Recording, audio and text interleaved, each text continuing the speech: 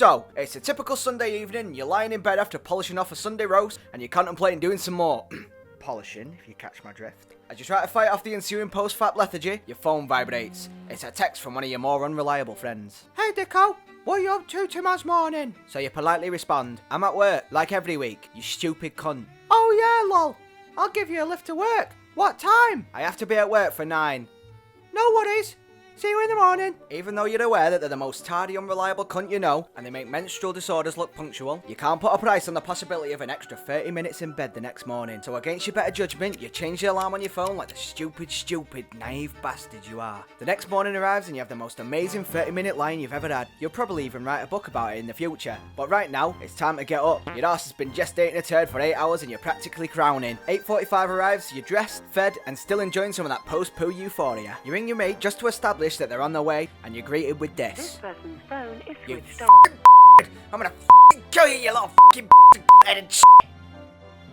Apart from the thorough bollocking you got off your manager for being late, your Monday's flown by without any trouble and your suicidal inclinations were kept well under control. Now, tonight isn't just any typical Monday night, it's fucking Game of Thrones night, and a few of your mates are coming round to watch it. You download the latest episode completely legally, fuck off, you get some snacks ready, turn down the lights and effeminately assume the posture of a 14-year-old girl watching The Notebook. Only a minute into the episode, it begins. Who's that guy? I've not seen him before. Queries one of your friends, his eyes still glued to the TV. Another minute passes. Why did she just do that? I wouldn't have done that, he remarks completely redundantly. You breathe sternly out your nose like an abusive husband on his last nerve, slightly crushing a handful of popcorn. 15 minutes pass and your friends ask more fucking questions than Michael Parkinson suffering from ADHD and a severe case of Tourette syndrome. That's your last fucking straw as you evolve from disgruntled husband into enraged wife beater.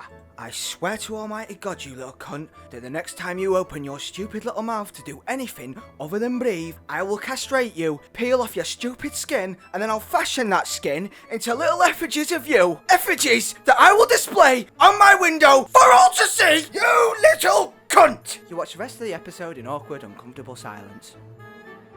Tuesday swings by and it's been a busy day at work. You manage to go a whole day without murdering a single customer and finally make it home with a little bit less of yourself inside. Not to worry, you've got a couple of mates coming over tonight which should definitely counter your crippling depression. Like all men that have insecure authoritarian father figures, you speak to each other with a level of mutual respect and decorum, using phrases such as, alright you fat cunt, did you just touch my hand, faggot? And how's your mum? It's been a while since I gave her anal. But there's always one narcissist who deviates from this standard. One friend who in the blink of a Jap's eye makes every conversation about themselves, hijacking the conversation like Kanye West at the VMA Awards. 1 second you're regaling a story about a one-night stand that you once had, the next minute you're listening to this twat telling you about the one-night stand he had with 3 women in a tent at a tent shop for 8 hours. And this happens every time you start a topic of conversation. Whatever it is, this cunt has done it more than you, better than you, for longer than you. And it probably involved your sister and your mum too. Fuck up out!